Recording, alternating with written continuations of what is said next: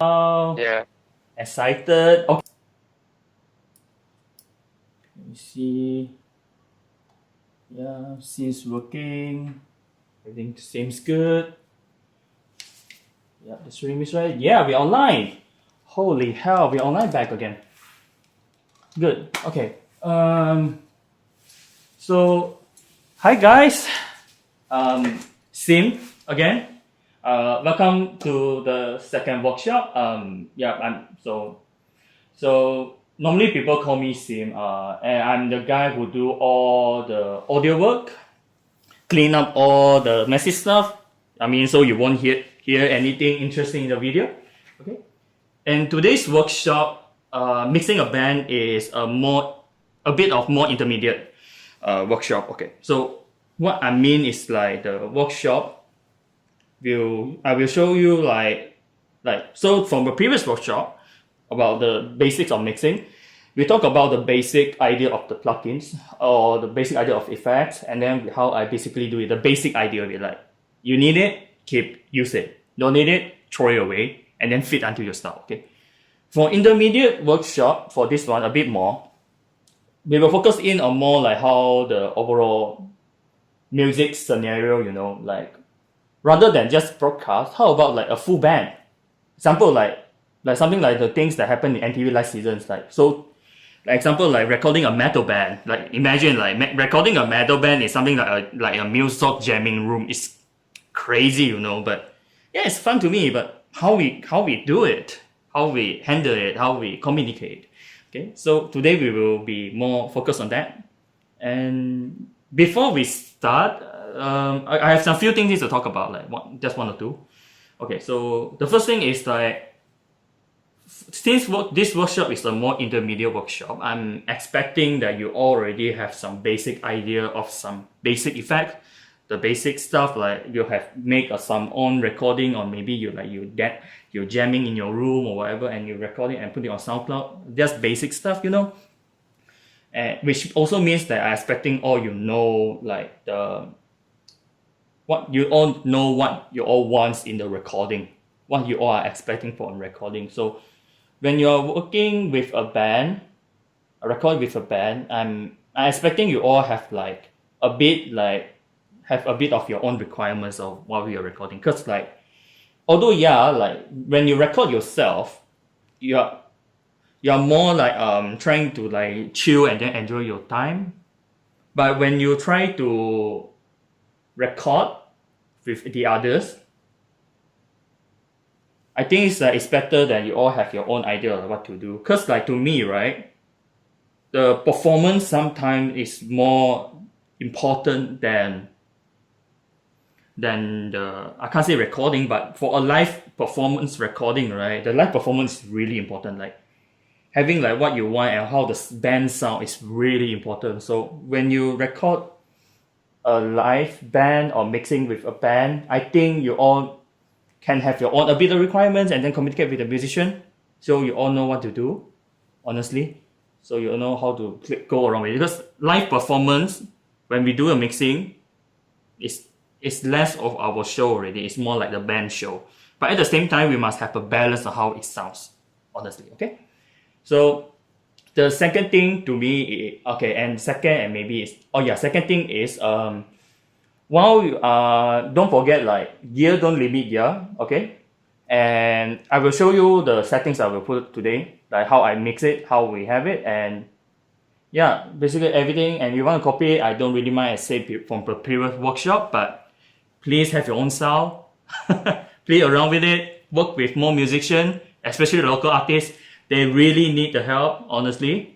Especially like today, can't say small surprise, but we got plenty of guests today, honestly, like at the background there. Will be interesting. Okay? And the third thing is, for today's workshop, the event management, or event something team, I'm not really sure what kind of team it is, but from what I know, it's like the people from SA that handle the event, like monitor the event, are here today. So after the workshop, I have included their feedback form in the description, in this video's description thing. So you just click in and then just join in. Okay. So, and then just fill it up, okay? So the SA people will be really happy to handle all the stuff later on, okay? Okay, so I think for my part, it's just it. And today, the band we will have invited today is Prodigium, the metal band. Like, you all have voted on Instagram. I'm really grateful you all joined the voting. And yeah, Prodigium. I mean, they are one of the interesting bands I had to work with, like my really first metal band I have worked with. And they have their own Spotify, which is in the description link also. You can hear the track. And today the track we will focus on will be on Frostbite. Like, to me, it's one of the very interesting progression metal track I had while I'm doing a recording. And also it's being reviewed by one of the independent Big Duck Limited. It's independent review. They like it even. You know, like it seems people are liking it. Like, so I think I give less talking. Let's invite the band in. Okay. Let me switch the camera again. And okay, so let's let Prodigium in. Okay. Hey guys, can you all hear me? Yes, sir. Hey, what up? Hey, we are live. Yeah. I mean, everyone is here, I guess. Are we live? Yeah, we are live on YouTube. People can see. I mean, you can open YouTube and see me. Yeah. Yeah, I'm looking at a different screen. Yeah. Oh, yeah, that's us. Yeah, sure. Where do I find you on YouTube? Yeah, we are on YouTube, on Not FM YouTube. Hey, we're now. live on YouTube. Yeah. Wait, what do I search? DAG or something? Do I search DAG? Not FM. Just that Not FM, and then the channel, and then there's a link. It should show up. You all are famous now. Yeah, you all are famous now. Okay, so welcome to the workshop. I'm really glad you all are here. And congrats for your release on Spotify. Congrats for you all. Thanks, man. Thanks. No really, prob. really appreciate it. No problem, man. Like, honestly, right? Can you all introduce yourself? Like, who are you all and what is Prodigium is actually? So the viewer will know more about it. Harish, you want to go first? Alice is Go lagging. first. Yeah, he's lagging on my side. Harish, you're Lucy, you want to go? Yeah, Lucy, you go first. I'm Luciano. I play bass, and I graduated, so that's good. Hi guys, my name's Hazik and I play the drums. Yeah. And the two guitar players, one is hanging there. It's called Harish. Like, he has a very interesting like gear setup to me. Like, I like his gear. And Tristan, the amazing guitar player. He will be coming soon. Don't worry. But for now. Okay. So, do you all mind to talk a bit about what Prodigium is for those are not really know what's Prodigium? Lucy, you want to go for it? Oh, what's Prodigium? Well, it's a band. It's a what? it's a prog band that Nick and Harish started 2 years ago, I think. Yeah. And then sometime last year, me and Tristan joined in suddenly, randomly. I don't know why. Harish invited us, but then we just started writing our own songs. Well, actually, we wrote one song, and then one song was from them, two songs were already written in, which we just changed and improved, I would say. Yeah, we play prog metal, sorry. And I don't know, check us out on Spotify. Harish is really interesting here. Harish, you hang just then. Am I lagging? Is it all clear? I can hear you now this time, yeah. Okay. Well, everyone's putting their new album out on Spotify. Woo! Okay. Let me show you Harish, can you talk a bit more about the Prodigium? Like Gus and Luciano already talked about how you invited them and then how really it was started. What's the inspiration for this band and yeah. Good person. Okay. Okay. Maybe I can't do the. Well, it's okay. I hope you can hear me. Sorry. Is it clear? Can you guys? Hello. Okay, yeah, I can hear you. Your internet is laggy. Yeah. Okay, I think Harish, I gonna let him rest for a while. Okay, so basically the idea of Prodigium was, it was first three dudes lah. It was me, it was Harish, this other guy, and I, and then they wanted to start a band, and then people don't normally play like all this heavy stuff in metal kind of genres that we do, that we like and appreciate on campus. So they approached. So I think no, it was we had a gig first. It was for some event on campus. I forgot what it's called. And then I think Harish was like, "Oh, do you want to join a band and start playing something?" And then from then on, we just like went into the studio. I think it was once a week, and we just started writing songs. And then from then on, we just like tried looking for gigs which were outside of campus. Okay. Sounds pretty Hello. Am I awesome. still lagging? Now I can see you now. Yeah, better now this time around. Can you hear me? Yeah, loud and clear. Yes. Yep. Okay. Okay. Yeah. Sorry. What were you guys talking about again? I was asked a question. So how Prodigium was formed?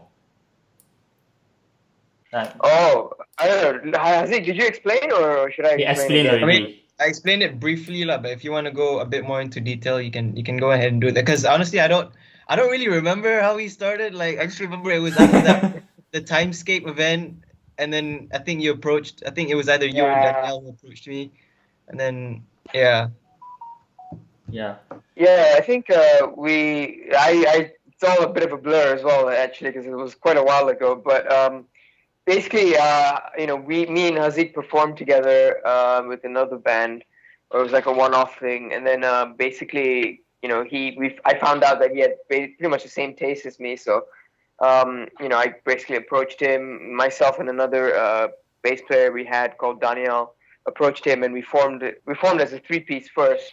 Started writing our own music, and then later on, Daniel had to leave, and then Lucy and Tristan came.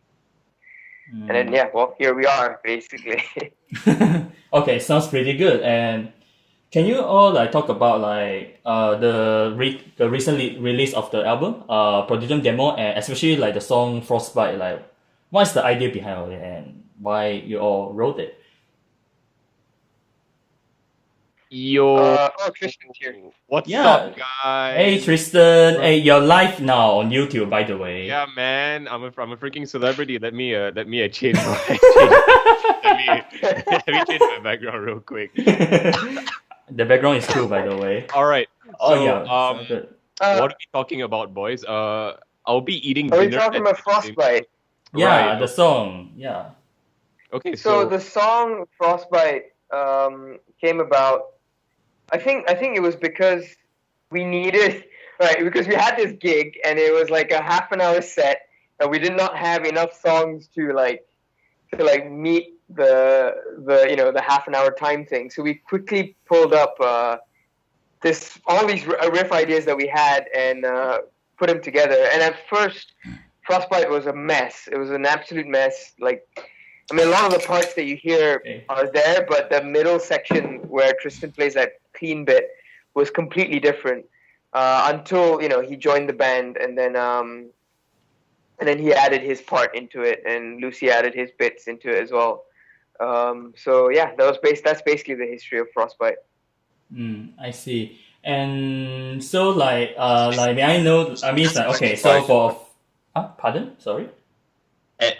Sorry, Sim, but I'm just gonna go and talk a little bit more about that clean section that I made. So, part of the reason why it's messy on the recording is because I wasn't really comfortable with it at the time. I had just written it like 3 weeks or like 2 weeks before getting into the actual studio, and it was sort of something that I wanted to write on my own, but then we just like sort of, dude, you know what, that really fits in Frostbite, and then we just like copy pasted it into the song, and it fit really well. So yeah, I just wanted to add a small bit of trivia. Like honestly, right? Even like it's a click, like even like it's like a very like a sudden like over recording. Like to me, right? Frostbite is like it's like in the Prodigium demo album, right? Frostbite is the most. It sounds to me really like Prodigium, like what the album art really conveys. You know, like especially like the progression where from the middle and suddenly just raised up, and especially the Lucy's massive bass line suddenly. Holy hell, I really love the bass line, honestly. And the drums are strong, the guitars, I can't really say, this sounds awesome. Although this one, the amps have smells good, you know, have burned a bit, but yeah, overall it's a good track. Yeah, I like it, honestly. Okay, so Yeah, it was supposed to be like a very black metal track. So I think that was the vibe we were going for. Hence the name Frostbite.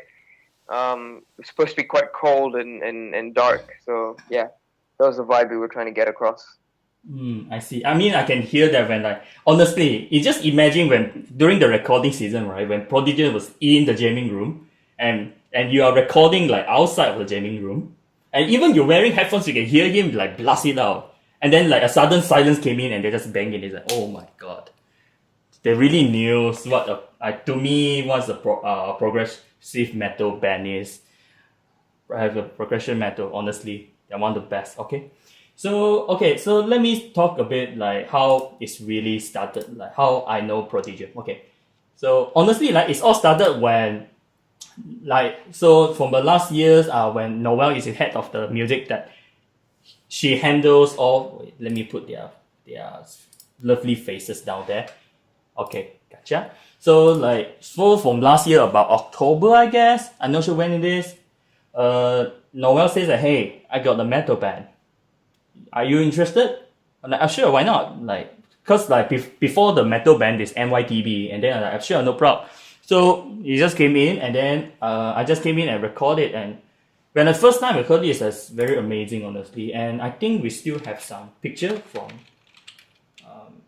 Prodigium, from Nox FM. I mean, by the way, join Prodigium's IG, Nox FM, and also like DAC UNMC. Honestly, just join. Okay. So after the recording, right? They're having a interesting mixing season. So what it means? It means that after recording, right? Because like it's more of the musician things. I mean, so we just go into Dak's room after the interview. Oh, by the way, the middle is Noel, and then the band members at the back. Okay, so after the interview season was recorded, we just straight out in for the mixing season. Here, Dak room, the same place, the same thing that you're hearing right now. Honestly, everything is just here. Okay, so yeah, let me show you the next few things here. Okay, so how we started. Let me check the video. Oh, it works, but it's a bit slanted. Let me adjust it here, like this. Okay, gotcha. So so first thing we go into the mixing. Okay, so the whole recording. Yeah, like we take about like 2 days, if I'm not mistaken. I take about 2 days, and then we take about two times, 5, 6 days. I don't know. So overall, it's 5 to 6 days. Okay, and yeah, so the same software I'm using, just a little bit of different plugins here, and more about here is like this time is way more channels as usual. I'm using about 18 channels during the time I'm recording. So this is a more intermediate workshop rather than a more beginner friendly. But don't worry, I just came in and chilling here. Okay, and yeah, I think I will just. Oh yeah, by the way, when you are doing deal with this much, please remember during the time you need to start to label stuff properly. Like you need to label what track it is, what to do, you know, because imagine like if you're having something really long here and then you just put it back to here. Imagine if the track's really long, how you're gonna read it. You know what I mean? The bottom strip here. So normally we have just put it a bit shorter, have a proper terms on it, okay? And I think I'll just start from the drums, I guess. 𝐿𝐴𝐵𝐺𝐻, can you talk a bit more about like your drum setup during the time and like what kind of drum sound you're looking for when you're doing the recording? Okay, so for my drum parts, what I wanted it to sound like was normally in I think it's in like gen or metalcore.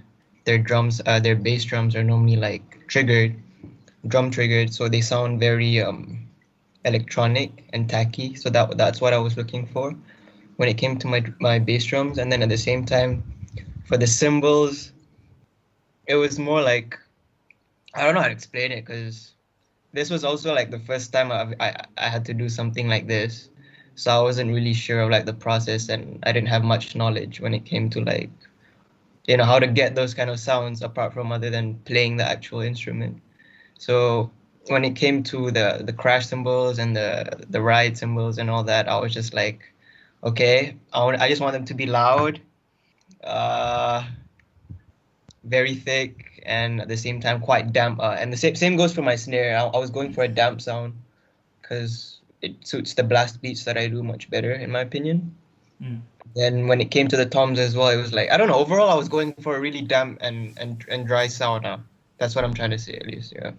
I see. Because like to me, like the overall drum sounds, while it's being like during the time when I listened to it through just pure mixing, it's very like, it's a mixture of like a dry drum sound, but a very strong, I don't know how to say, it's like the whole drum sound wasn't sound neutral. It's near to the trashy side. It's near to like, I get what you're trying to say. Yeah, and during the recording mixing season, I do remember you say like make it a bit trashy. If I, okay. Like, I wanted the cymbals to sound a bit messy for some parts of Seasons, because it was quite, certain parts of that song was quite, the tempo was quite fast, and then I wanted to give that like a dark vibe kind of thing. So I don't know, that's kind of the atmosphere I was going for, and I was saying like, yeah, just try and make it sound a little bit messy. That's what I liked, at least. Yeah, I can hear that. Like, so during the mixing, right? Okay, so let me show the drum. So for the drum sound, during the time I start with rack toms, the toms on the top, because like for drums, like for those beginners, they don't know the name of the drums. Okay, so the big boy always at the bottom is the kick. Why? Because you use your feet to just step it, so it's called a kick. So bass drum. Yeah, or bass drum works. Yeah. Snare, just a snare. The brightest, the only white drum in the whole section, the white surface, that's a snare. Okay. Toms on the top, those on the top, the transparent sound, and then the cymbals is just the two metal plate, the one you use for dinner on the table. You can use it on dinner, I guess. Those things on the table, so cymbals, okay? So during the time when we started, if I'm not mistaken, I start with a kick. So originally the kick sound like a bit like this. Originally it sounds like. So for kick drum, I use two mics. One is I using I forgot, it's about a random set shear boundary mic. I don't know the name of it already. Just MX35 something, and I modify the circuit a bit, so can do all the stuff, and then put it in, and we put another 57 outside. So one mic inside, one mic outside the thing. So we have two kind of sound we can play with. So when the time to do it, it sounds a bit like this. It's very dry. So you can hear the kick drum. So I start with a compressor. Okay, so I put a preset bass drum A, so make it a bit punchier. And afterwards, right, I hear it, right. The first thing I notice is a bit sloppy, because maybe of the mic inside is a bit too far away. So what I done, I just get a limiter. It's like I think way it was louder. the mic inside. It was just like sitting on top of the pillow, So it wasn't really balanced. Yeah, because if I'm not mistaken, the kick drum is dampened, right? It's a pillow dampened. Oh my god, the pillow smells horrible, honestly. The pillow was inside to dampen the sound. Yeah, and it smells horrible. I remember how it smells. I think the drum, like the kick drum, the mic inside was also hitting the sides at one point. Yeah. So if you listen closely, you can hear it. You can hear the tuk, tuk, tuk. It's just like banging. The vibration and like banging. Yeah.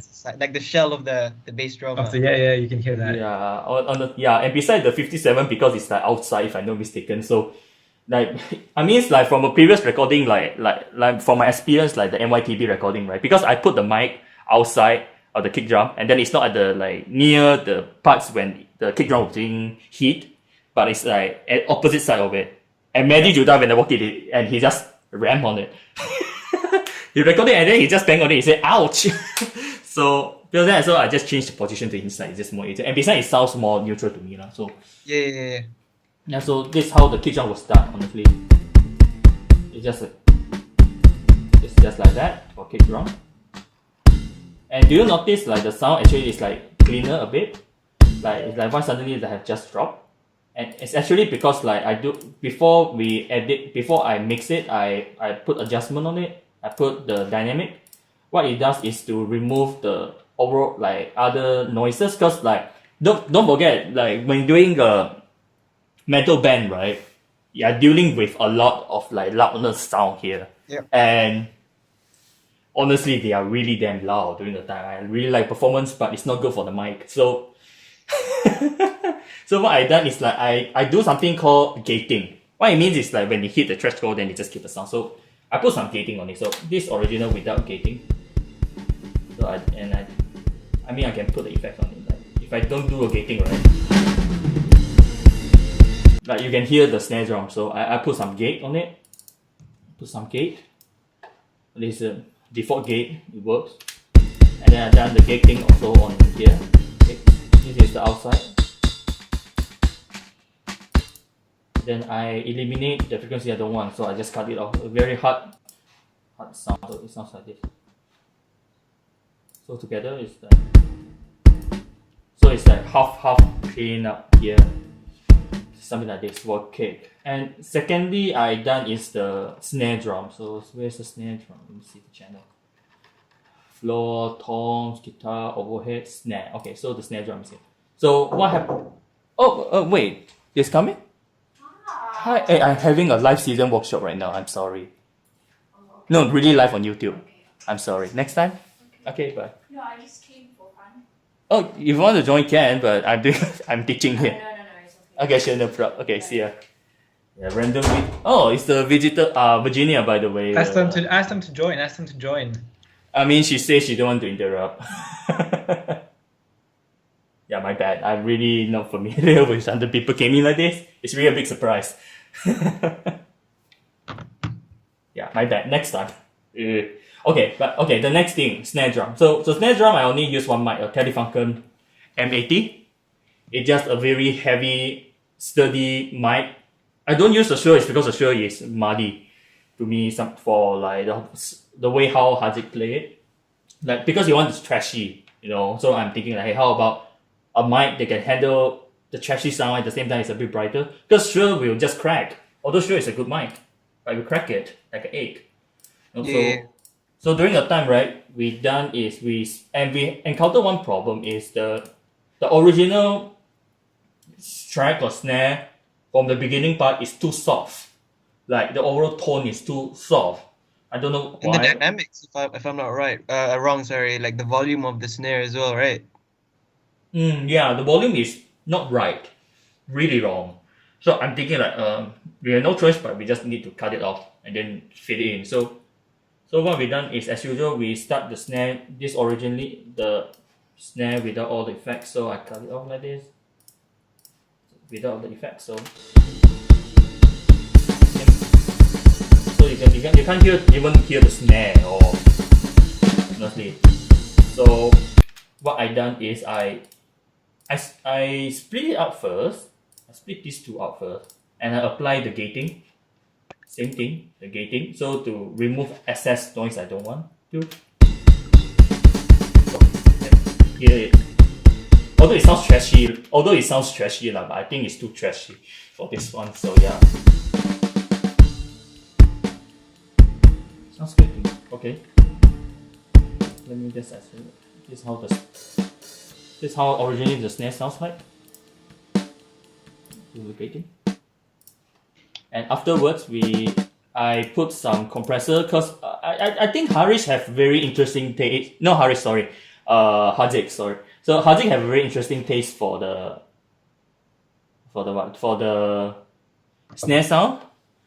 Because like when we tune, right, the way I like the snare sound is more a thicker one, but Harish is more, no, not Harish, 𝐿𝐴𝐵𝐿 is more prefer snare sound is more like a thinner but bright, but have a weight on it.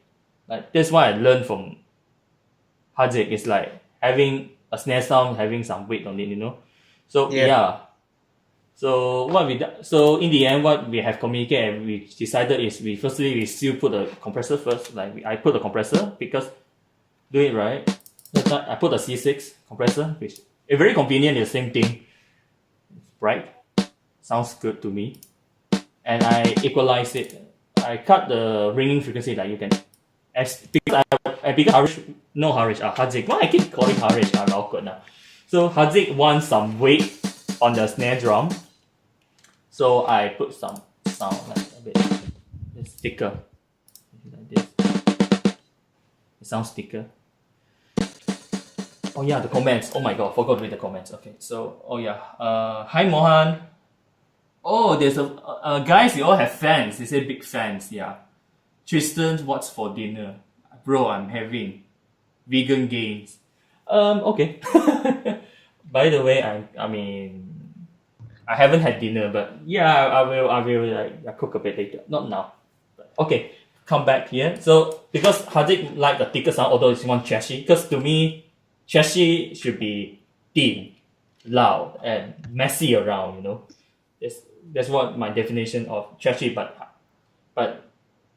𝐿𝐴𝐵𝐿's trashy is more like bright, a bit messy, but still got a weight on it. It's a bit different. So what I've done is I just put some. Wait, this is for the snare, right? Just a snare, yeah.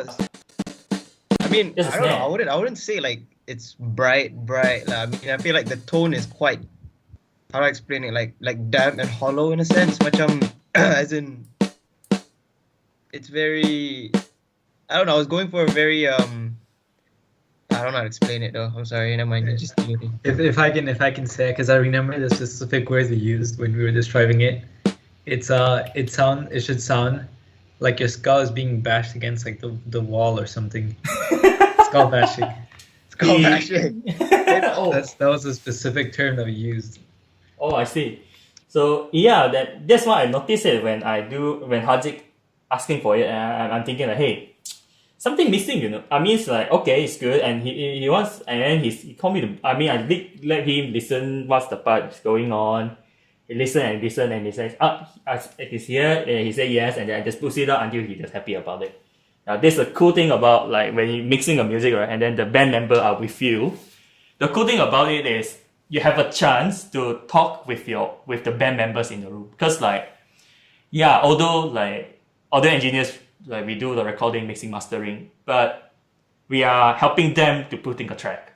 So it is important to have feedback from the musician.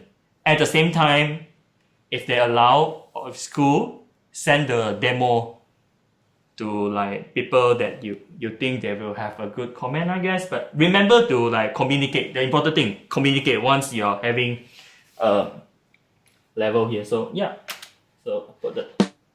I mean, like even like when we were doing the what do you call it, mixing for my part as well. Like I had to like take advice from you as well, because all of these things were new to me. Like I've never done like like trying to do all these like the kind of stuff. So I was also lost. I'll be honest. I was really lost. So I guess I was just trying to give you like a small idea of what you wanted, and then at the same time you showed me what each step was, like what does what, and like the results that comes out of it. And then from then on, I guess I just I think we tweaked it out a little bit, right? For what I remember, we took quite a lot for Frostbite. It took quite a lot. Because each song is like I'm trying to go for like a different tone for each song to fit the kind of like environment or atmosphere we're going for, and the kind of feelings that we're trying to portray throughout the whole song. So yeah, I agree on that. Yeah, during the time, because like during the time when I only mixed by myself, right? And after being mixed with you all, the concept is quite different. It's like a big difference, because like I'm expecting metal to be a bit more. From what I listened to the time, I'm expecting to be more a bit like the.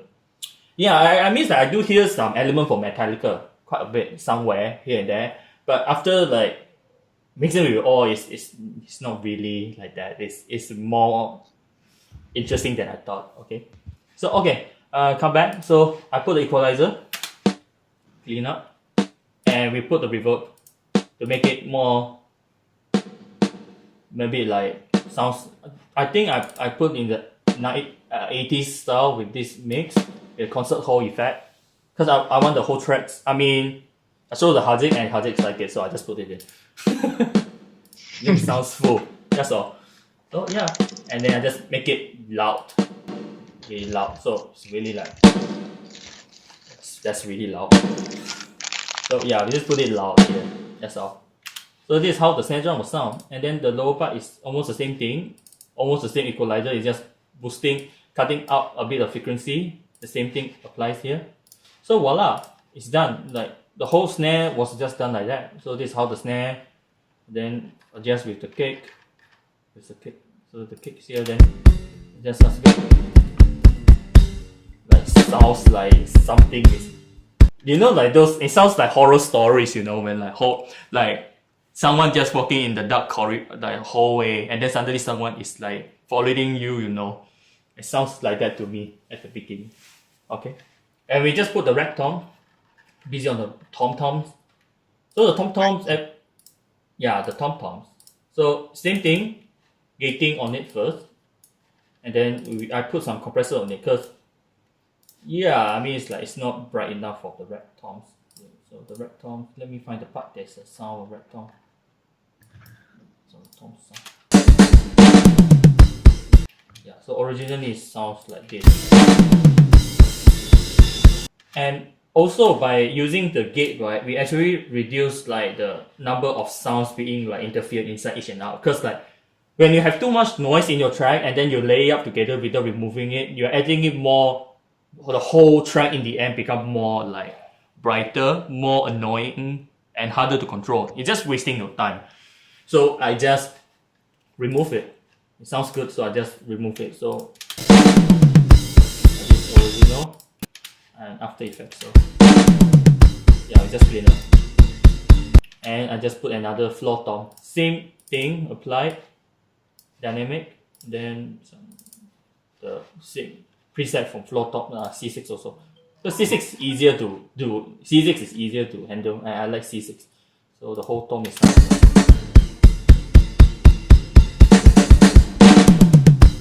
Yeah, so it's like dang dang dang dang dang dang. So it's like a whole row from left to right, and then I do the panning as usual. And then the last thing is the overhead, the cymbals that he says he wants a bit more like 𝐏𝐨𝐝 is more like electric, right? Like electronic music like sound, right? Not really. I mean, when it comes to, like I said, the triggers, it's mainly for like just the bass drum. I mean, I'm not into EDM lah, but like, you know, like like mostly like the triggered sounds come from the snare and the kick drum, which is the kick drum here. Yeah, imagine Prodigium make an EDM track. That'd be fun, I guess. Yeah, Harish, right into consideration, make an EDM track. Metal EDM. Yeah. Okay, Sure thing. Next album will be an EDM album. You say it, I wait for it. If you say it, I wait for it, honestly. Only if you buy us a keyboard that we can use in. Yeah, I expect the MIDI keyboard to be handed to us for experimentation. Free of charge, of course. Free of charge can lah, but experimentation, can lah. Can you let you play? Maybe. I don't have a keyboard. I mean, I have a piano, but I don't have a keyboard, honestly. I do have a piano. Yeah. So it'll be the first ever progressive EDM album ever. Yeah. Prog EDM. Wait for it. Imagine like maybe like Prodigy, and how Prodigium even like named the album will be very interesting, honestly. I really want to know like what's the name, like what's the name even for for the album. I'm telling you guys, Skrillex is the next big thing in progressive metal. Okay, Skrillex, Deadmau5, all amazing prog artists, bro. Like, you know that one song that goes dum dum dum dum. Yeah, me neither. Yeah, That's so my favorite song, bro. yeah, it's like boom, doom, you know. It's still streaming. Guys, I can't hear you. Hello. We're here, dude. We're here. We're here. Yeah, we Okay. Because like oh, a papaya. Okay, got it. Oh my god, it's so fresh. It's so long. You know, it reminds me of Long Man and the Short Man commercial, the candy commercial of Japan. Long Man, you know. You should know what I mean. The commercial. Okay, come back here. Okay, so next thing, overheads.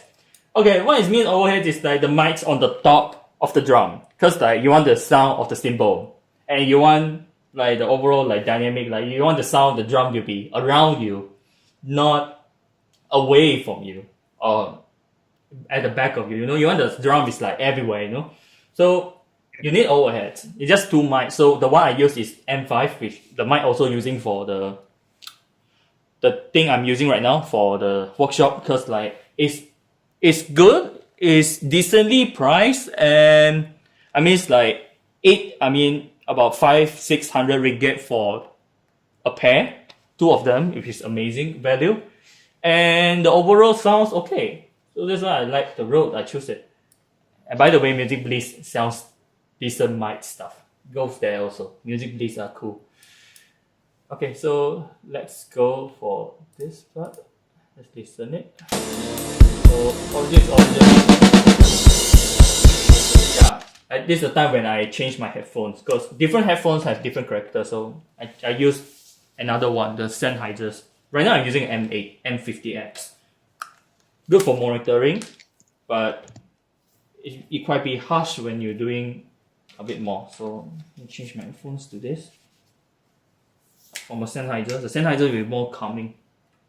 So, and because we are dealing with imaging, so when I'm doing the imaging stuff, I more prefer headphones that a bit more like open back, so I can hear all the imaging, everything around me. I mean, it's just my own preference, honestly. You can use any kind of headphones, but I have two of them. That's why. Okay, so let's go to original.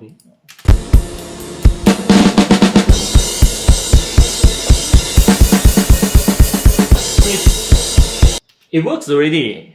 To me, it works already, and to me, the only problem is just it's a bit too raw, and then there's a lot of sounds. Like, let me show you what I mean by the other sound. It's like if you listen here.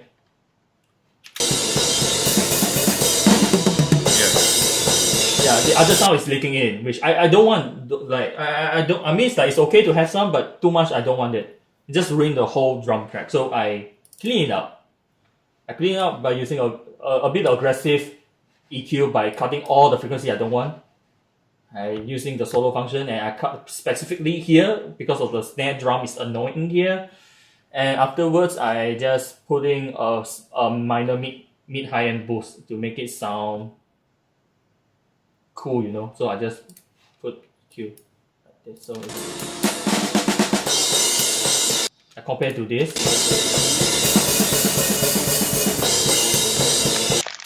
And after, and I just put a basic compressor on it, a C6 overheads A. To me, it sounds bright enough, but I have some image. There I have some weight. So yeah. Go without and with.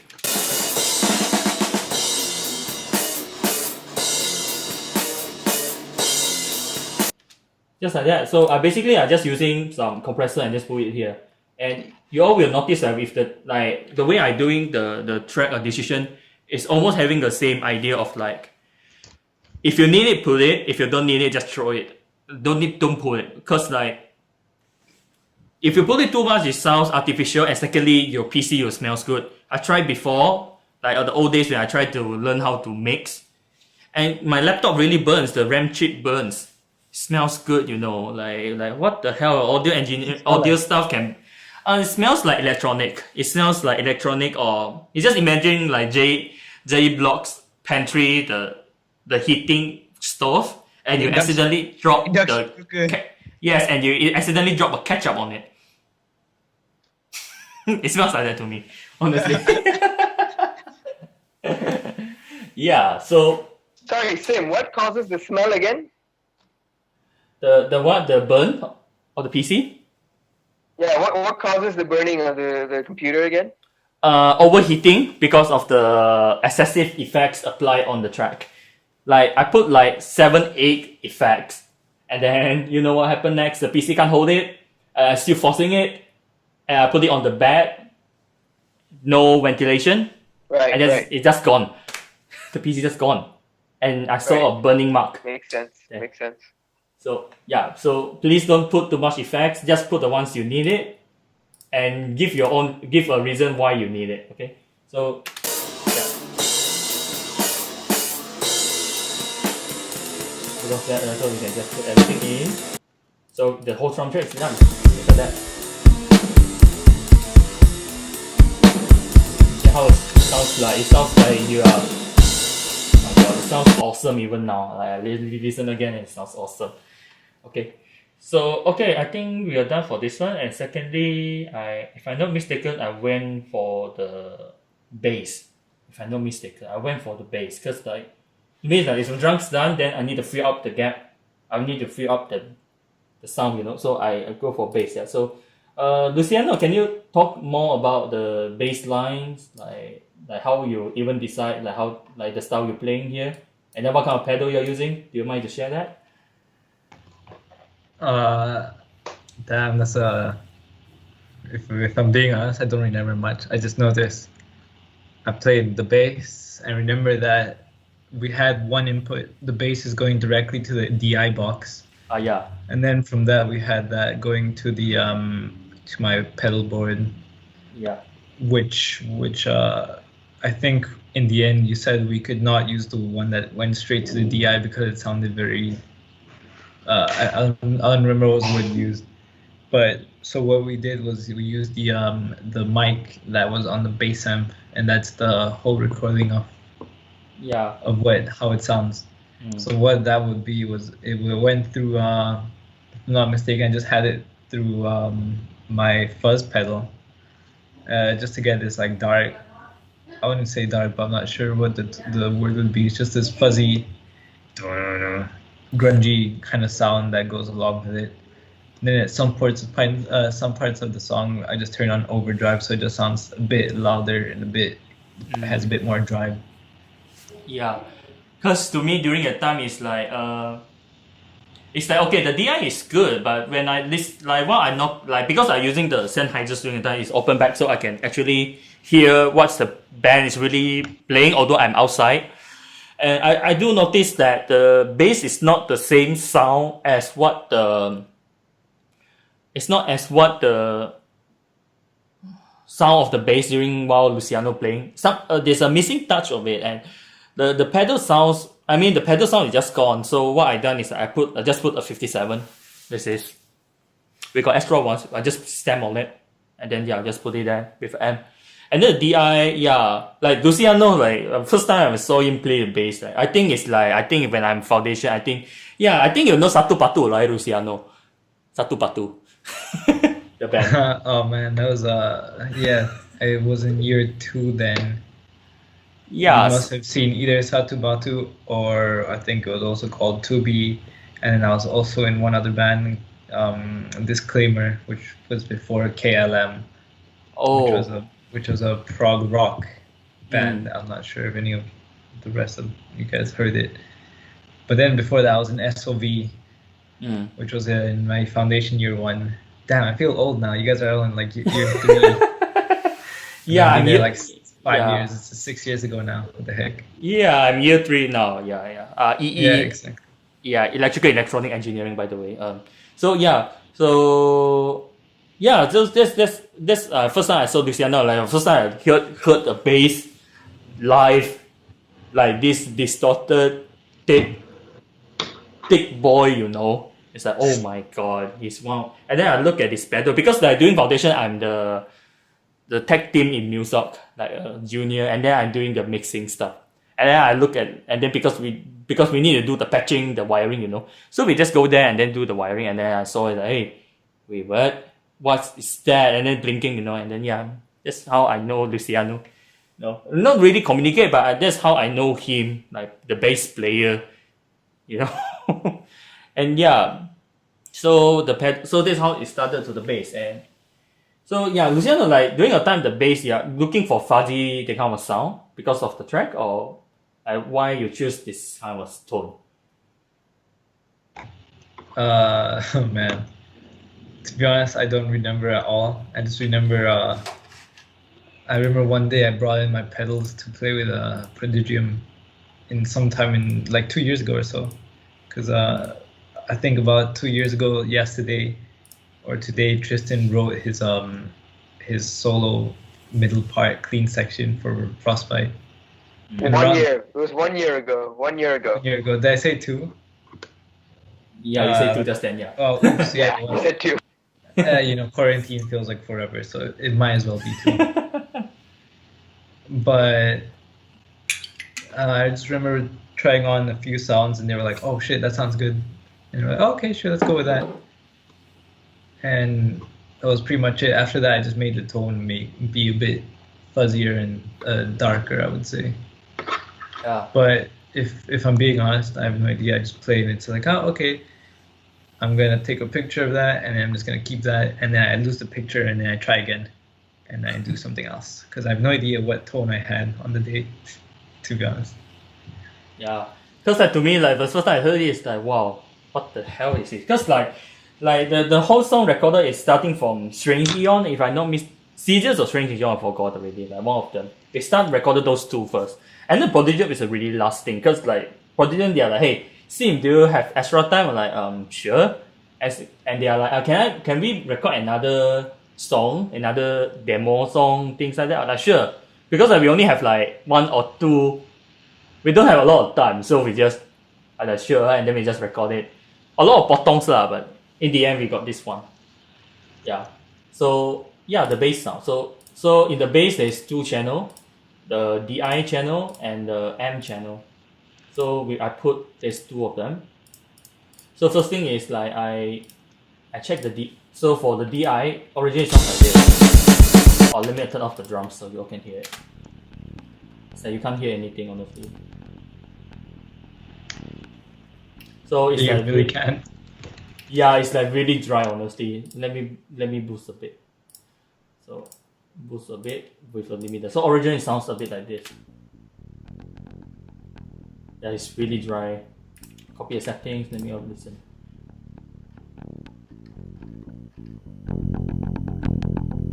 This is how the DI sound originally.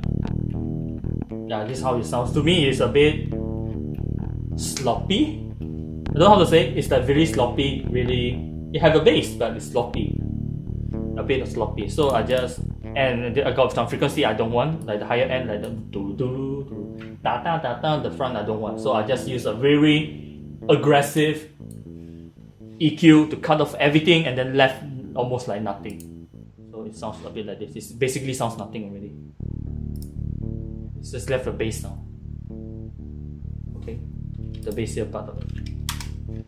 And the next thing I put the M sound. So I adjust, and yeah, this is the second mic, is the M sound. So originally it sounds like this.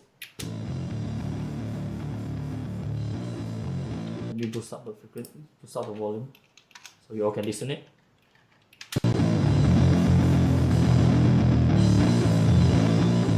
Like I can hear the nasty part of the bass, which that's what I want because it's a fuzzy sound. I notice it, and I to me it's like, but there's a lot of noise at the bottom, and then there's a lot of messy stuff on the top. Like this because using a mic, so there's a lot of lake around, you know. So what I done is I use aggressive, like a decently aggressive EQ, and then just boost the sound that I want, which is here.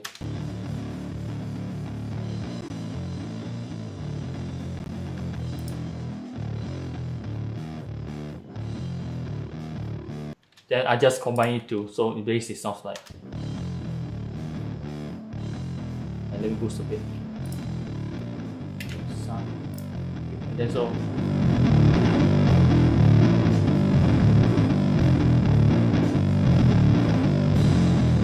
So it's like a really fuzzy bass here, and to me it's like, okay, it sounds okay. And then what I done next is something a bit crazy. Is firstly I apply a compressor to remove the overall very messy sound. So I am only boosting the more like 30 to 120 hertz to me, which is that frequency to me is more like a thick boy, that kind of reason, you know.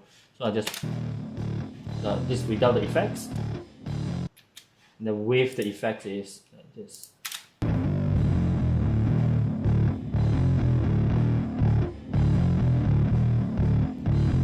And to me, it's like the tone sounds okay, but I'm expecting more press.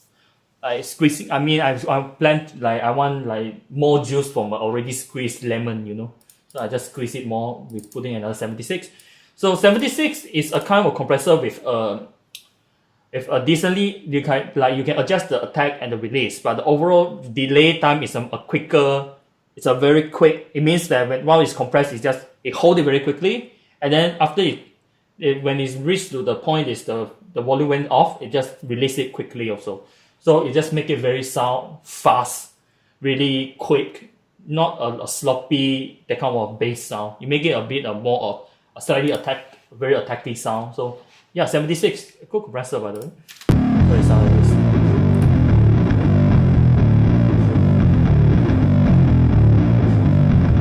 So let you all listen again. So this is without.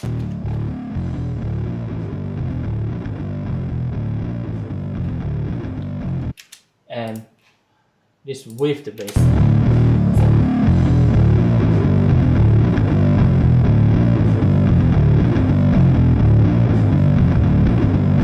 Yeah, so for you all, you may think like it sounds very like messy, thick, like unorganized, whatever. But if we put up with the drums together, it sounds okay actually. Let me put it together.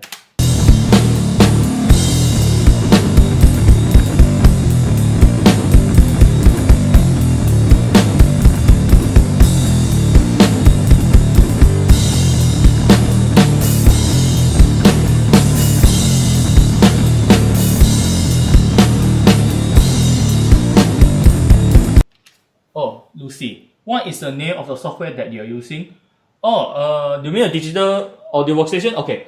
For the DAW I'm using is Audition, and for the plugin I use is a combination of it. So, I mean, yeah.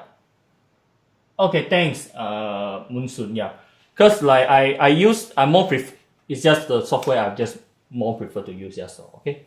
So yeah, so this is how the bass sounds, and then I just adjust the gain, whatever, listen until I'm happy with it. Especially I remember this one line, like the bass is really good. I think I'm not sure where it is already.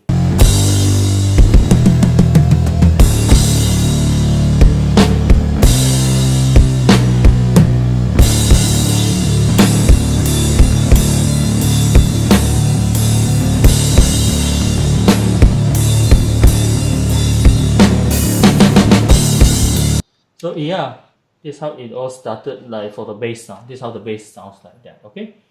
And the next thing we'll talk about is the guitar. So I will start with the left guitar, which is Tristan. So yeah, so how you even like get what's the inspiration for your the clean cut, like especially like there's a solo part, right, Tristan? Right. Okay, so let me just I'm gonna go on a bit of a tangent here, and I'm gonna rant about my tone a little bit. So my ears weren't very good last year. So it was my first time playing in a full band, and I didn't quite understand how to use treble, mids, bass on my EQ settings, right? So my brain was like loud equals good, you know. It's like the is the music society mentality in a way, but so a lot of my tone was very treble heavy because you know how like treble like peaks out a lot. So yeah.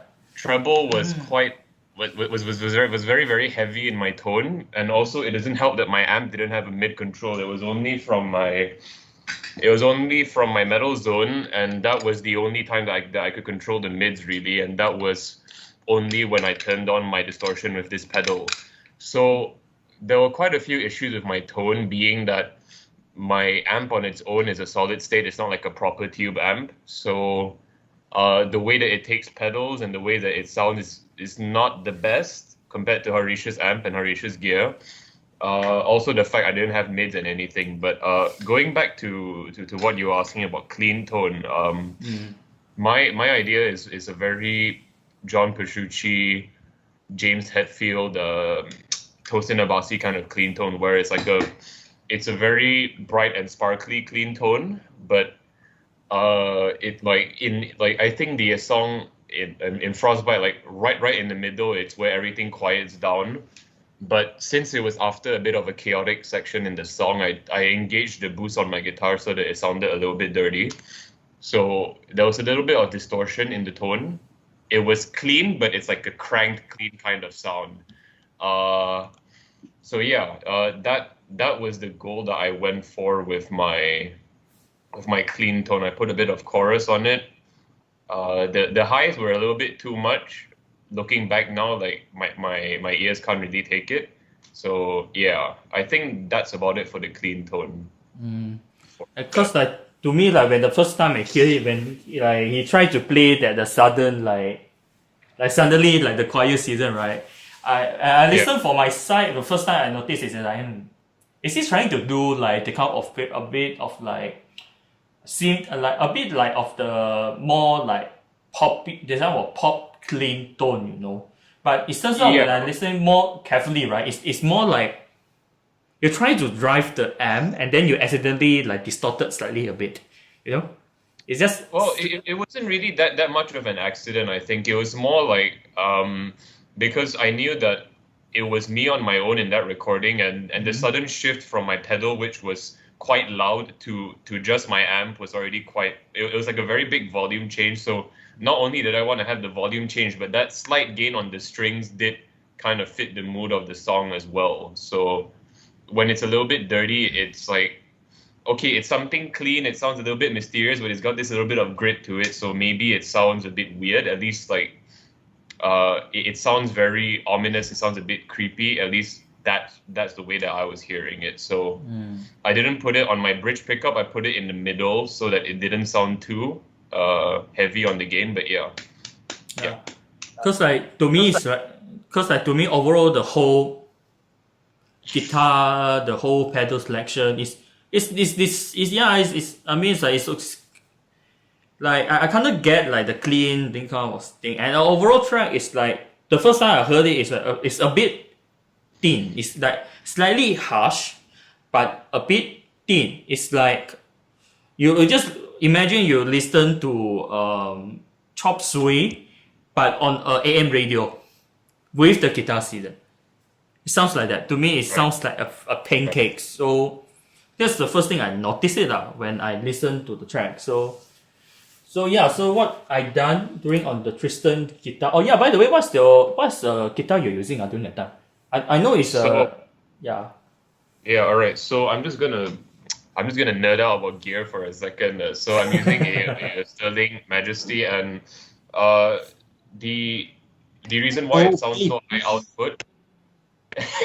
the reason why it was quite heavy and quite strong was because I'm using humbuckers and I have a volume boost as well on this guitar, so that really drives the signal compared to a normal single coil that doesn't really give out that harsh signal. Like this is just a single coil pickup compared to that double humbucker that I had over there. So that like this is a lot more metal driven, so that's why it was quite gainy on some parts. And you also use the wah-wah, right? I remember like some of parts it sounds got wah-wah on it. Yeah. So I guess that this sort of branches out into a bit of Harish's tone as well, which he'll talk a little bit more about later. But not only am I a really big fan of Kirk Hammett, Kerry King, basically all of their solos are like ear rape, wah-wah.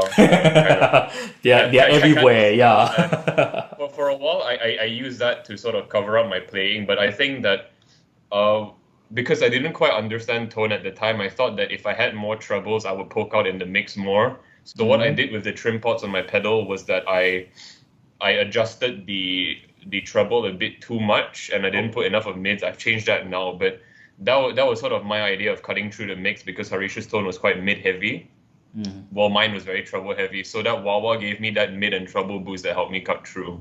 Yeah. I see. Because the overall tone, I'm quite happy with it. Like overall, it really cut through the mix. I agree on the part, cut through the mix. And overall it just sounds good, and I mean the playing is quite amazing during the time also. Although like there's not really a crowd, because I do notice like Prodigium is more like a band like not only focus on recordings but mainly focus on live performance. Like last year's I forgot the event name already. Like you all last year got the event too, right? Modicaria, or is it Spotlight? Which one? Modicaria. Yeah, Modicaria. Not Spotlight. Not Spotlight. Just as long as it's not the one at campus. Sorry. Sorry. I don't really know sports. I mean, I don't really even know that they perform on Spotlight. I only know Mandy Judah was on there, and then I just gone. Sorry guys. It's okay. Yeah, anything else that they want me to talk about, Sim? I mean, pedal you use only a wah-wah, right? Or you use like, do you use like a Boss DS or something? Or because of this I use a Boss Mellow Zone as well. So another, like, again, there were a lot of problems with my tone in that, and it took a lot of work from Sim to sort of fix it post recording, because this pedal is very sensitive, and my highs were too high. My mids weren't high enough, and Harish was kind of the opposite. Like, he had too much of mids, but not enough of highs. So that took a lot of post processing work. So yeah.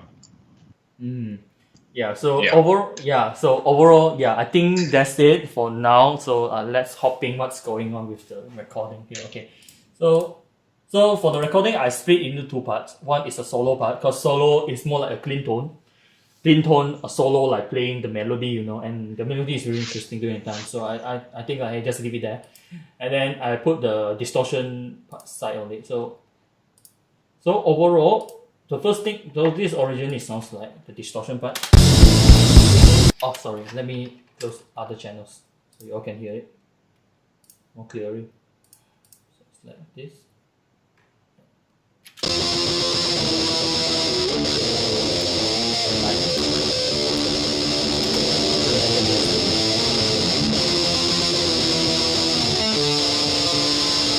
Like it's a really strong, a bit slightly harsh guitar tone during the time, but the playing is amazing. Like imagine like in that places almost no crowd, and then still having the kind of power is. Sorry about that was in the bathroom. I don't mind. People are still watching, by the way. Like 16 people here. Yeah. Okay. So overall, this original sounds like to me, it's a bit harsh. But overall, I like the tone, and I don't want to change it. So the first thing I does is let me close this part first. That's this original. It sounds a bit like Pancake, but it's still alright. So first thing I do is I cut it in. I boost the mids and the slightly bass tone here. It's all just listen, and then Tristan, like Tristan and all the band members agrees on the tone or not. So I just put it like this, and then I just this original. Oh, sorry. So original tone.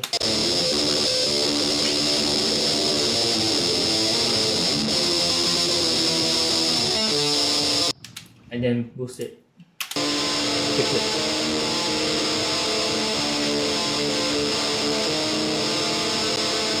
Yeah, so it sounds a bit slightly damp, like you're putting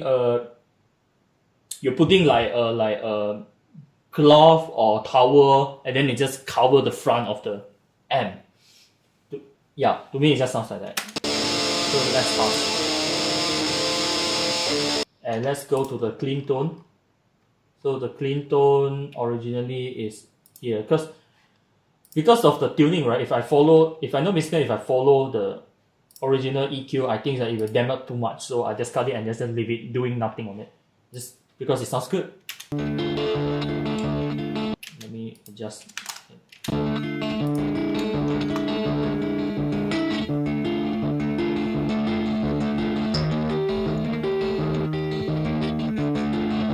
By the way, Sim, I'm planning on getting a new distortion pedal. So if we ever record anything with you in the future, I don't think you'll be having problems with the mixing anymore. Sounds. Thanks, man. I mean, we'll see how it goes. Like, we'll see what we can do, honestly, because I really don't know how it sounds in real life. Although I heard it on IG. I saw you playing on IG, like, oh my god, it sounds awesome, you know? That was a delay pedal. I haven't bought the distortion pedal yet. It's like it's a Friedman pedal. I just need to get paid for some work that I haven't. Yeah, so viewer guys, that's why you need to pay the musician and support them, especially the local ones. They need Get new paid gear. by Spotify, 27 cents total.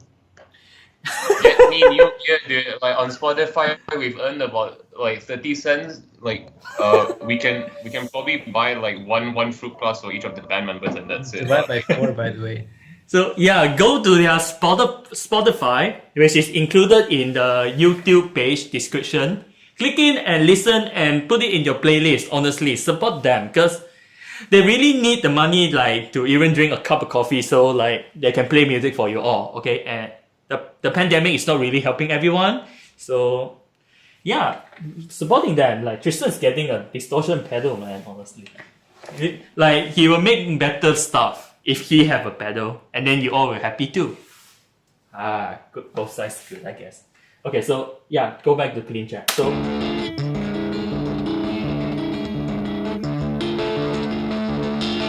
yeah, the clean track overall is good. That's why I just leave it there. It fits, and then yeah, and then I do the next thing is from the Harish. Yeah, the last one, the right guitar. So yeah, Harish. So Yeah, your tone. let's go, bro. Yes, I've been Let's waiting go. patiently. Yeah, talk about your guitar, man. Like why you decided, like what kind of gear you're using, and why you decide to have this tone, things like that. Like, or it's a more a band decision. Here's the thing. Well, the thing is, right, and I hope you guys can hear me, by the way. But loud and clear, the thing is, I think we were a bit excited at the time of recording. We recorded this like what 6-7 months ago, and this is the first time Maybe not we were in. It's almost last year, Harish. We're like 2 months of it being a year. It's crazy, dude. Okay, Sorry. yeah, we're quite close there. But yeah, we were very excited. So I think we didn't really. I think as a band we didn't really talk about tone at all, really. And at the time as well, because we just got a lineup. It was kind of we didn't really. Our tones didn't really complement each other as well. It was sort of like, he had this really trebly kind of tone, and then I had this, mid-heavy tone. But yeah, as for my like personal taste, I like my tone, crunchy, but I like it to cut through at the same time. I don't like tone that is too, that has like no mids. I think a lot of metal guitar players like to just scoop the mids all the time. Everything's just sort of like scooped, and then there's nothing. The tone just sounds like sand, when you grate sandpaper together. So yeah, I like something that cuts through. I like something that sings, to be honest. So yeah, that was a tone I was trying to go for. Whether I got it or not, that's obviously subjective. So yeah. Yeah, because like some of the guitar players, especially some of the genres, right? That doesn't mean like they are bad, but I mean like the decision of the guitar player they choose for the tone is really weird. Like especially some they just boost too much on the mids, and some boost too much on the there's locally no high end, and then it just trying to make it into a 4-string guitar, which just doesn't make sense at all. And just let the guitar be what it is, and I kind of agree on that. Like a cut through tone, because like I mean to me it's a metal or rock from what I know for it by listening and for attending some of the events. Yeah. I agree on the guitar should be more of the cut through. I agree on that. And yeah, I mean that's yeah, I kind of agree about it. So and you're using a tube amp, right? If I know Misker or Marshall. Yeah, I'm using a Marshall DSL 20 combo. I don't have it with me now, but yeah, I was using that for recording. That was going. Then I used a Fender Telecaster for guitars, and then my pedal was a Boss ME80, and that was running on the Tube Screamer setting. Yeah, on the dirty channel of the Marshall as well. So I do like high gain tones though. Not gonna lie. Yeah, like is this wait, it's a Telecaster? You got a Tele? Oh my. Hello? Yeah, I at the time I was using a. Hello, can you hear me? Oh yeah, can now. Just there's a delay. Yes. Yeah, okay. At the time I was using a Tele. Now I'm using a PRS, but yeah, back when we were recording, I was using a Tele. Cause is this a walnut or sapele or what kind of tone wood it uses? Like, what kind of? It was an alder wood with a maple fretboard and neck, so it's quite bright and quite mid heavy. Unless you're the kind of person that believes tone wood doesn't make a difference in the tone. In case you're wrong, tone wood does make a difference. Like but big that's difference. A controversial opinion, but apparently so. But yeah, alder is quite mid heavy in my opinion anyway. So yeah. Like for those that don't know what is a tone wood is for beginners, tone wood just basically means that what kind of wood was being used to make the sound of the guitar. So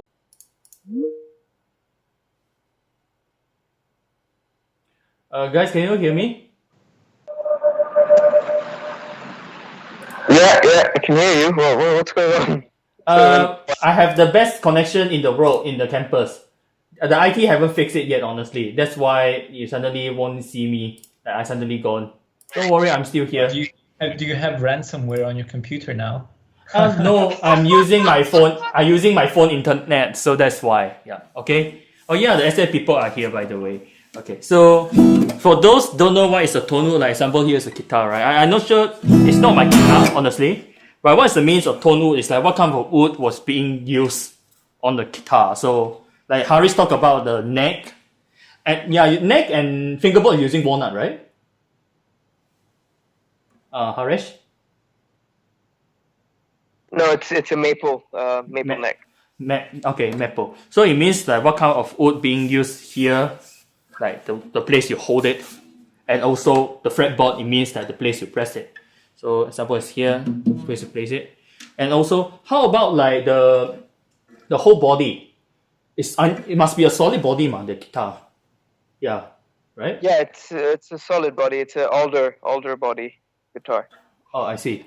Cause like so it means it's like the body one. It means like solid. It means like the whole like this part of the guitar. Oh yeah, this is Jesse's guitar, by the way. Thank you here, because I just saw it.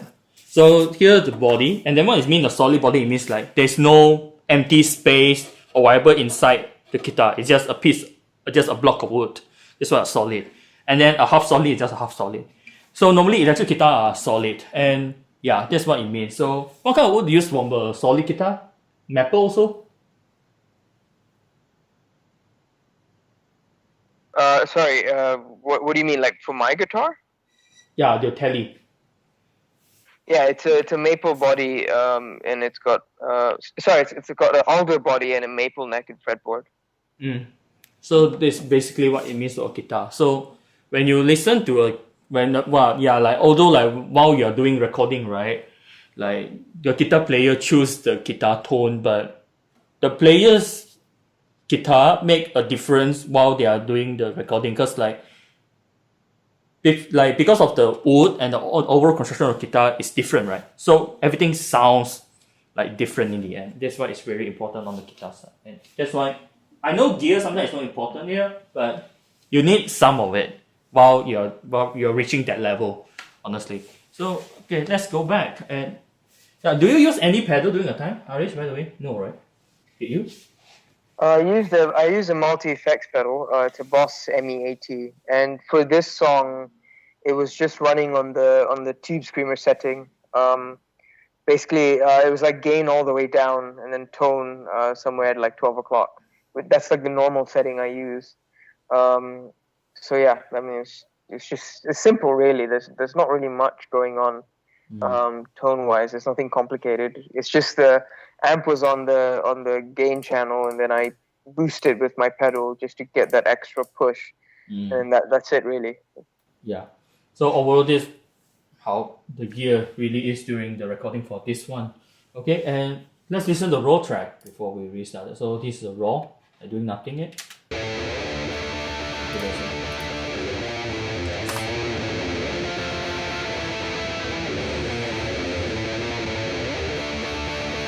Which to me, right, I more prefer Harish tone during the time. But since it's like two guitar playing the same. Sorry, Tristan.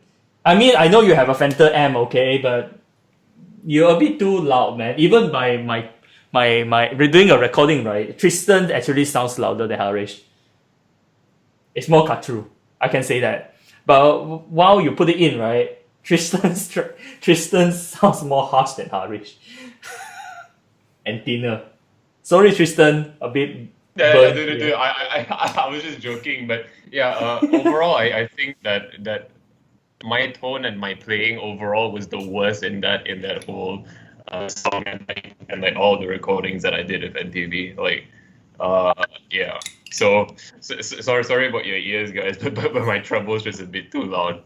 Nah, it's fine. It's better than what I have. Like, you know, like although it's the first metal, but I heard guitar have a more worse tone. This one is considered alright already, although it's a bit hurt. And don't forget, like even my headphones, some of them are very harsh also. Okay, let's talk about that later. Okay, but for now, okay. So Harish guitar is, to me, it sounds good. It has a decent amount of warmth, and it's not too harsh. But to me, it's like it need to be bright a bit, just slightly a bit boost. And I do notice Harish track have a bit of noise. Like, let me show you. Like, this is the beginning here. Like, if you listen, just pure empty. Maybe you all can't listen it because it's YouTube, but if you listen it here, there's a small of the very soft white noise in the background. Why? Because while you're using a tube amp, right, and it's being amplified to a point, right, tube amp are famous for having a kind of background white noise. Like, you won't hear it when during live, but you will hear it while you're recording or plugging in. So this is the characteristic of tube amp. It makes it realistic, but since Tristan is not using the tube, it's a solid state. Solid state is way cleaner. Tone is more amplified, but yeah, because of that, I want to balance, so I just use a gate again to clean up the tone.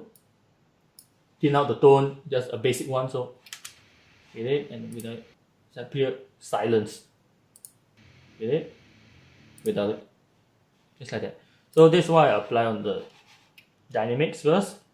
And afterwards I put some EQ. I put like a massive EQ like this. This is crazy setup. Like a very sharp high gain. I just push it there because Tristan during time is really loud, like very hot, like bright. So I try to boost it with EQ, and one is not enough, so I put two.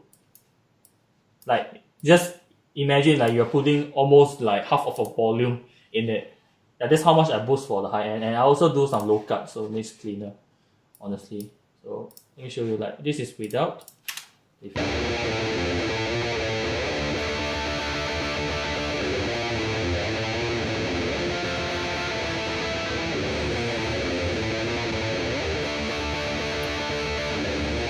And with the effects, so with the EQ, so EQ.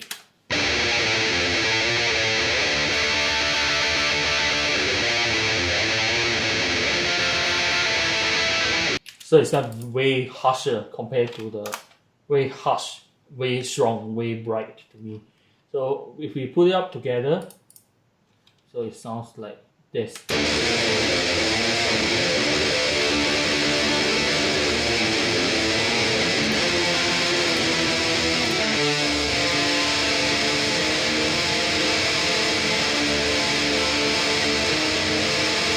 So yeah, to me, overall, it sounds quite good already. And so because like the track, like listen, like Tristan Harish is like, oh, this one brighter, or this one not enough, and whatever. And then after we do it, right, the first thing I notice is very drier, like very harsh, like bright.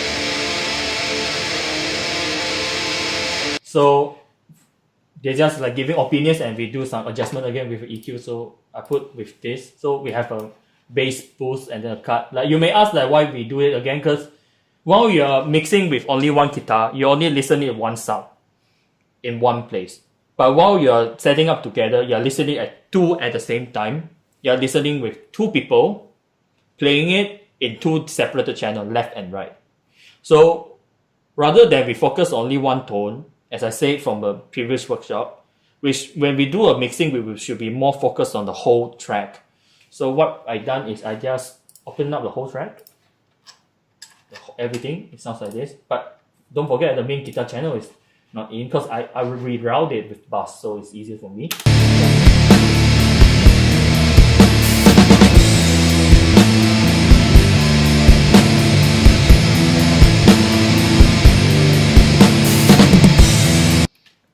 Yeah. Oh, I saw a comment, Jofi. I feel like the band has a better sense of their own sound. TPH. Yeah, definitely.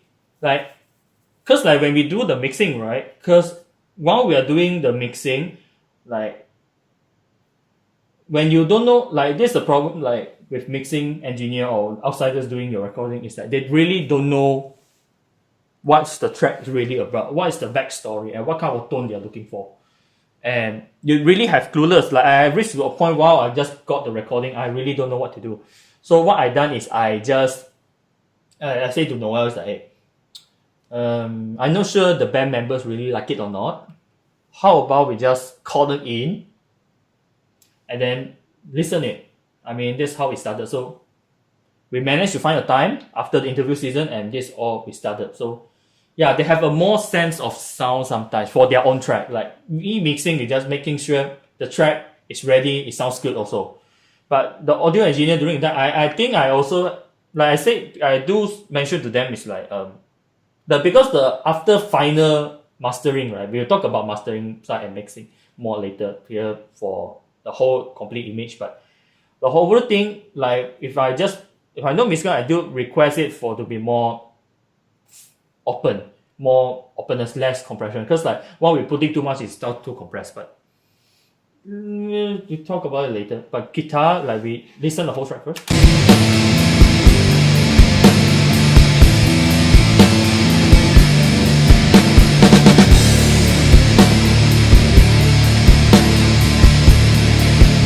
Yeah, so to me it's a bit harsh to me, but it's overall it's alright. So let me.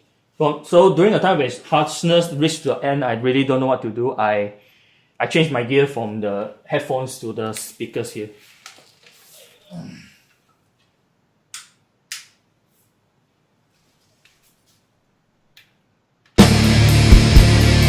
Yeah. So when I can't get the control, I will start to use the speakers, because the speakers, monitor speakers, allows you to really track it really well and know what's going on.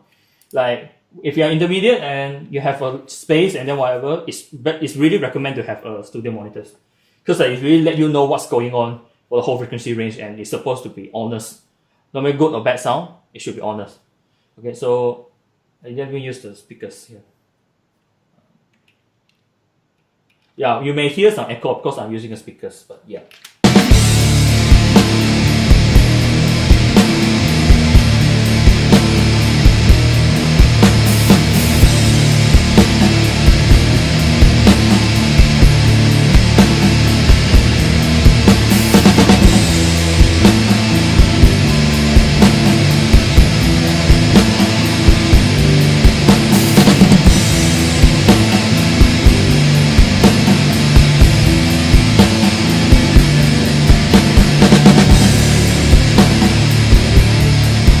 So the overall guitar sound, right? Yeah, so the overall guitar sound to me is more thinner, but they also says and boost a bit more here and there. So in the end, I decided on just put the equalizer like this. Just put it one.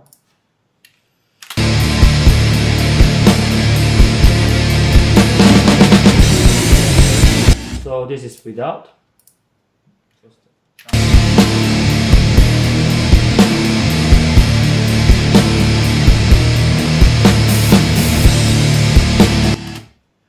And after with the effects with this one, so it's become thicker lah, more blend into the mix. Cause like, yeah, straight sharp out, but we also need to make sure everything's blend in, so put in.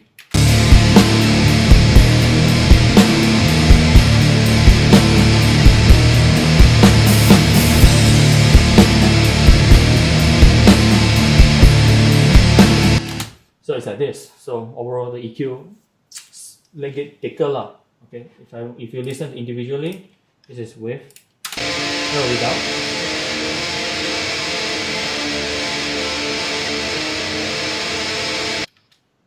And we put it in back. Who is the bassist? He's so hot. I mean, don't know, man. You all should know. Joking, man. So this is without. And with.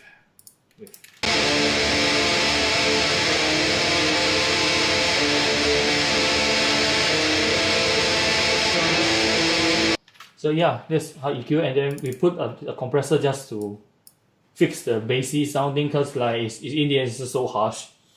I mean, no, not harsh. Like we still need looking for more. Not me. Like I think I don't know. Like the guitar player asking for more, so I just put it in. So this wave up.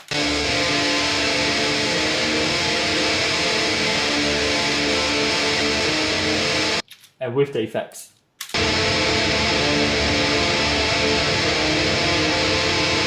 Guys, that bring us the kind of sound, you know, to me lah.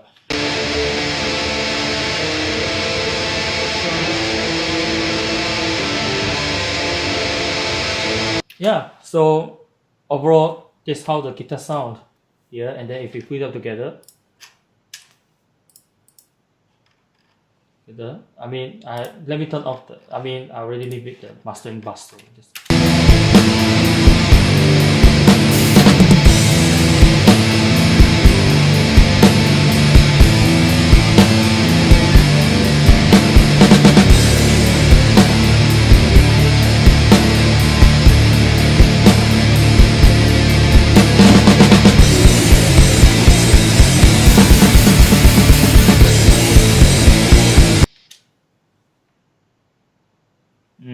Yeah, so overall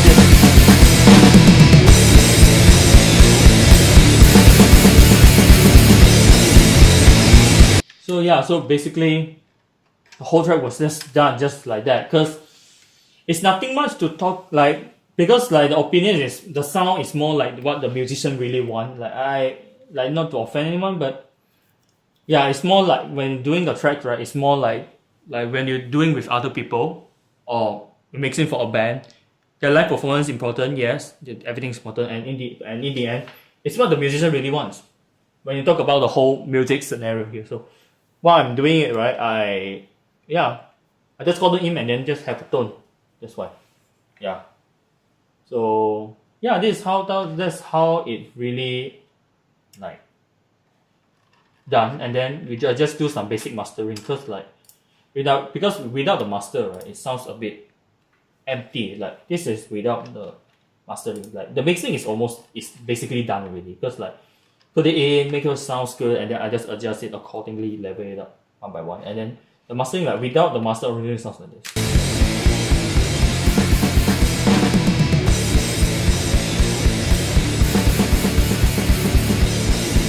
And with the mastering, it sounds like this. You know, not the mastering.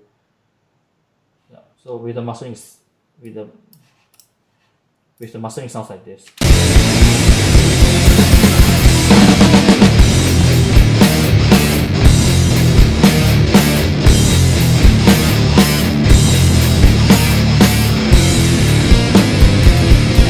So yeah, so that's how the overall mastering does lah. Okay, and in the mastering bus, what I done is I put a compressor again to make it more full.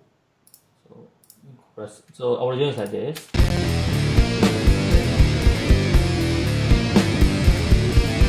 And I put a compressor on it, so make it more full, fill up.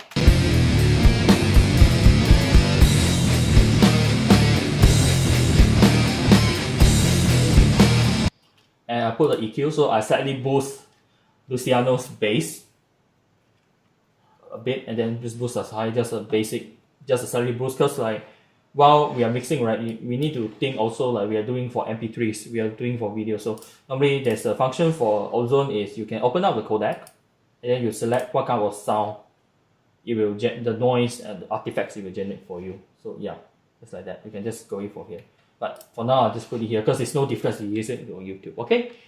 So yeah, just warm it up.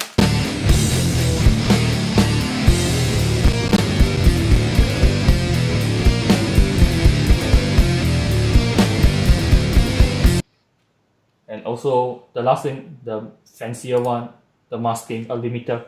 So boost the frequency up and then make it more strong front type.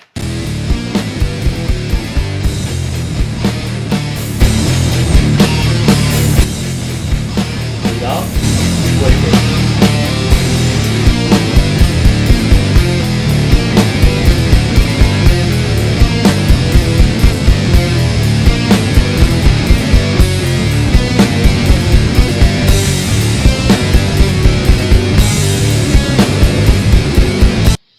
Yeah, so I mean basically I think just it for the track.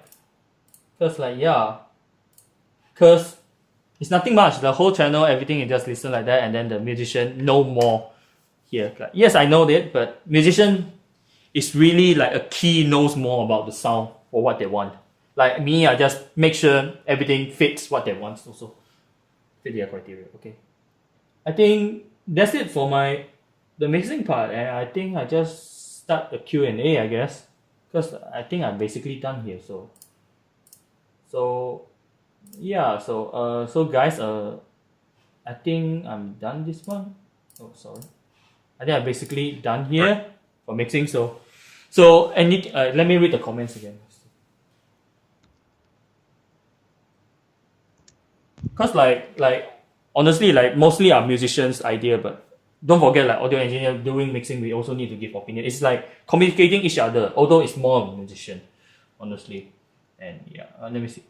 Okay, so this answer already. Whose is that bass bro has so hot? Luciano. You should open the Patreon. Like, yeah, guys, like, are you all even plans to open a Patreon or something like that? Although they say you all are planning to open a Bandcamp?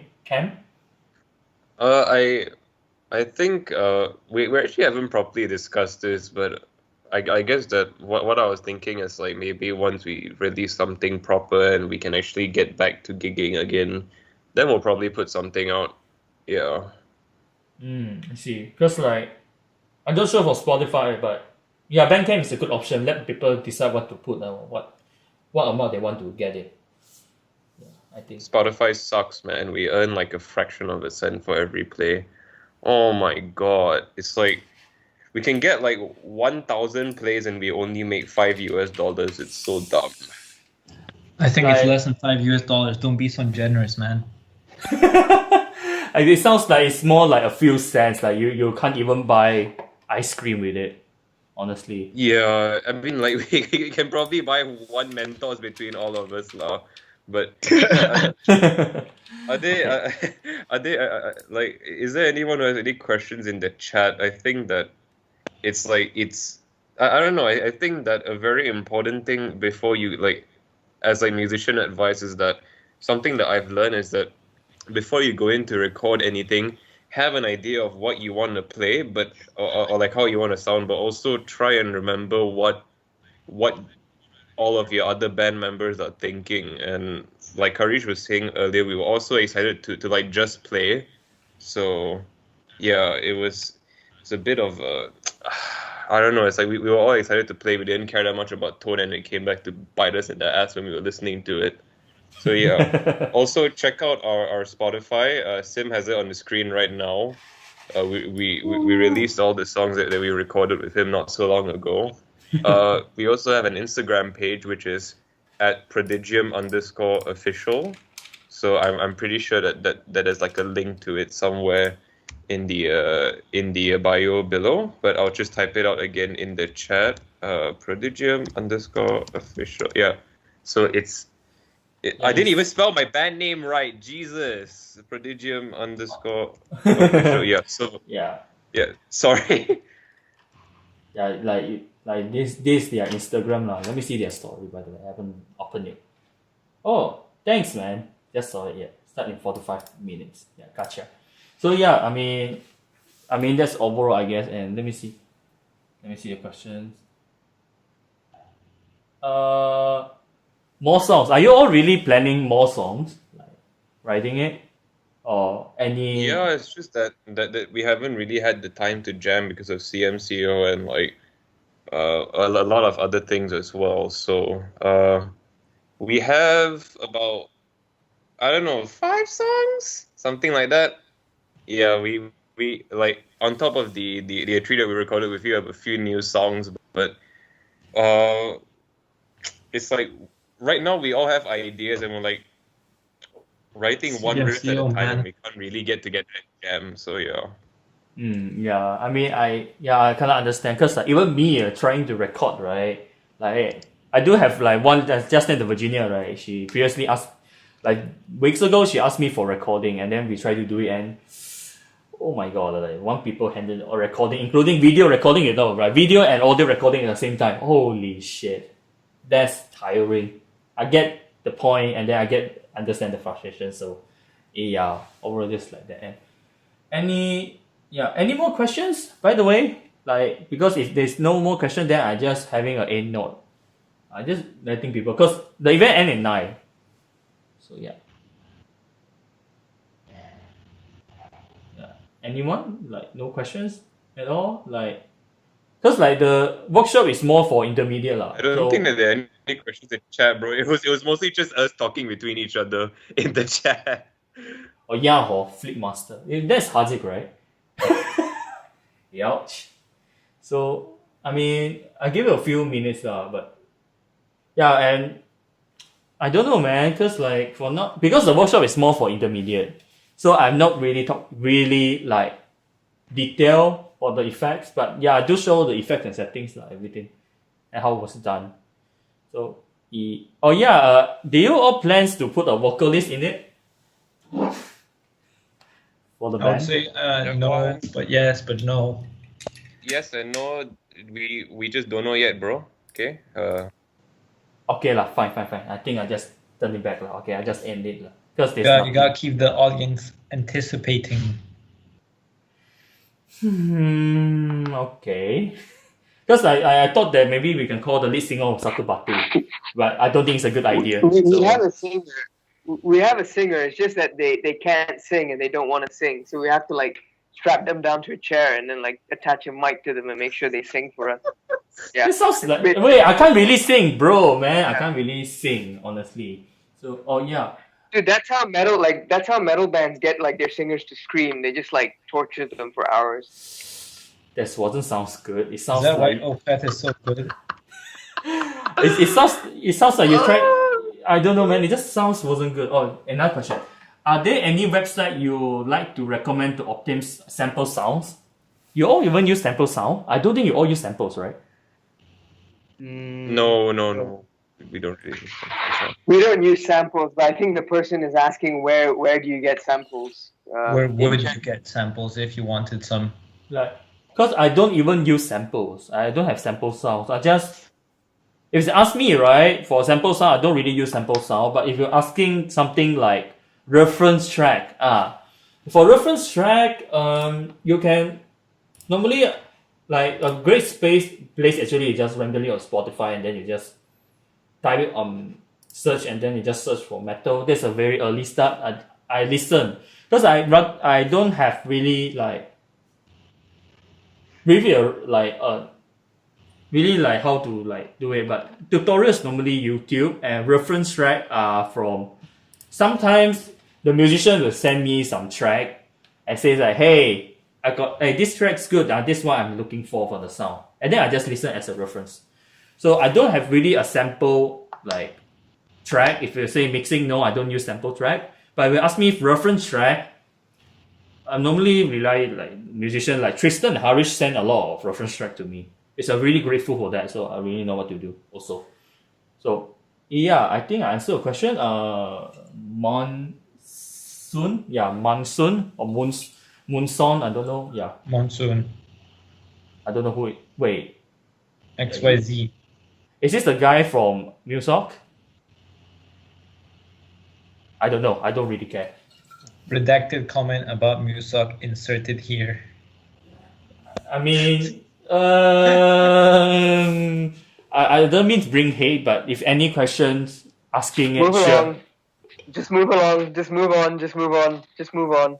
Okay. Oh, no problem. Okay, I think I just end the thing here. I just have an end note. So, yeah. So, really thankful you all come to the workshop because, like, I think this is the last workshop for this semester because I don't think I have much to teach already. And normally for workshops, I don't open it up and then doing a live because, like, I more prefer to be a more hands-on experience and then let it do it. It's a bit like a technical, like a on department training. I more prefer to do something like that rather than a workshop. But this year is a bit different. It's a bit unique. And I just call up a band, and overall to me, like the whole track, I really like the track, especially the bass line, Luciano's bass line. I really like that one, and the drums a bit headache, but it's fine. And it's very fun to work with all the band members. Like you can find, and then you can do, or everyone. Yeah, like just this is a good thing. A cool thing about the mixing is like it's when you stepping up from the beginner stage and you step up from intermediate or some way higher. You are not doing yourself stuck in the room and then just jamming yourself. You're starting to communicate, starting with talk, chill, and then enjoy, you know. So yeah, I mean that's about it. And yeah, honestly, so anything want to put it for the end notes? Prodigium, anything you want to end it? No more churches. No more churches. Same thing again. Oh my mind. Thank Yeah. you for having us. Okay. And thank you, Sim, for having us. We really appreciate it. Yeah, no Right. problem. Thanks, Yeah. Sim. Ciao, dude. Stay Thanks, safe. Sim. Thanks, Sim. Sure. So no, yeah, like you all really need a lot of support. Honestly, they are really a good band. So yeah, so thanks guys, and I think I will go back my room and prepare some dinner because I haven't eat yet. Okay, see ya guys. Bye. And by the way, I'm not vegan. Okay. All right. Bye. See ya. Go vegan. Save the planet. Bye. Hey, oh, okay. Bye. Yeah, go vegan, guys. Okay, guys. Mm-mm.